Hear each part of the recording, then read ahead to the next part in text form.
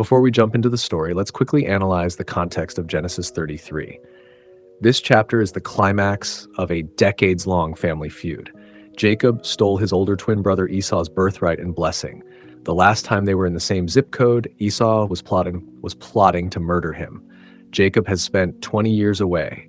He's coming back wealthy, with a massive family, but he's terrified. Just the night before, Jacob wrestled with God, Genesis 32, getting a new name, Israel, and a permanent limp. This chapter is a masterclass in grace. Jacob expects judgment and wrath, but receives unmerited favor and forgiveness, a beautiful shadow of the gospel. Now pull up a chair. Let's talk about the day Jacob and Esau finally met again.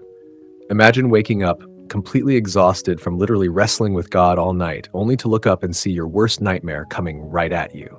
That's Jacob in verses 1 through 3. He looks out at the horizon, and there is Esau. And Esau isn't alone. He's brought a posse of 400 men. If you're Jacob, you're thinking, well, this is it. He brought an army. So Jacob goes into full survival mode and divides up his family. And let's be real for a second. Jacob's arrangement of his family is a little telling. He puts the maidservants and their kids in the front, the most dangerous spot, then Leah and her kids, and in the very back, the safest possible spot, his favorite wife, Rachel, and their son, Joseph. Even after a life-changing encounter with God, Jacob is still very human.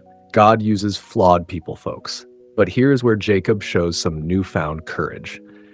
Instead of hiding behind his family like the old Jacob might have done, he limps to the very front of the line. As he approaches his brother, he bows down to the ground 7 times, a sign of massive respect and submission. He's saying, "I am your servant." This is one of the most beautiful verses in the entire Old Testament. Jacob is bowing, probably bracing himself for a sword to the neck. But Esau doesn't draw a weapon. He drops his tough guy act and runs to his brother. Esau throws his arms around Jacob's neck, kisses him, and they both break down weeping. 20 years of anger, bitterness, and fear just melt away in the middle of the desert. Jacob expected the wrath he deserved, but Esau gave him grace. Isn't that exactly what God does for us? We come to him with all our baggage, expecting punishment, and he runs to us with open arms. Esau finally pulls back, wipes his eyes, looks at this massive crowd of women and children, and says, who are all these people with you? Jacob points to his family and says, "These are the children God has graciously given your servant." Then right on cue, the maidservants step up and bow. Leah and her kids step up and bow. Finally, Rachel and Joseph step up and bow. It's a very polite, very overwhelming family introduction. Now, Esau remembers the hundreds of sheep and camels he passed on his way here, the massive bribe Jacob sent ahead to soften him up.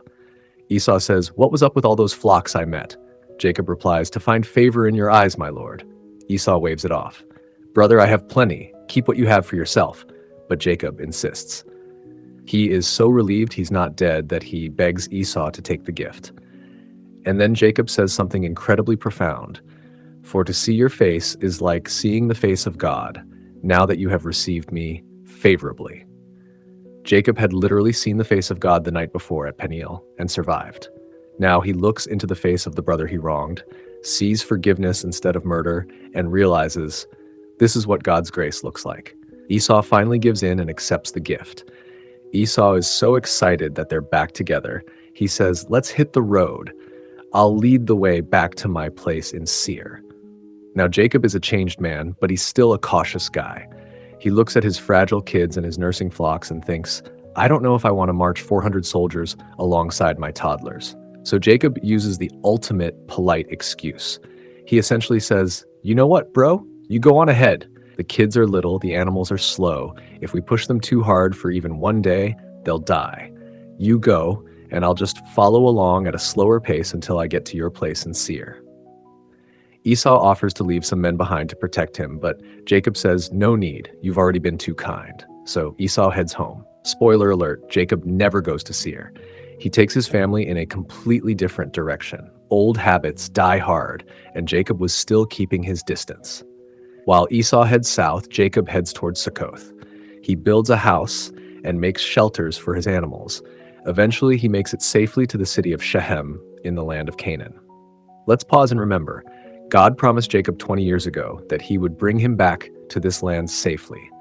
God kept his promise. Jacob buys a plot of land, pitches his tent, and does the most important thing he could do. He builds an altar. He names it El-Elohe-Israel, which translates to God, the God of Israel. He is claiming God as his own, using the new name God gave him. He's no longer just Jacob the deceiver. He is Israel, a man who has experienced the incredible grace and faithfulness of God.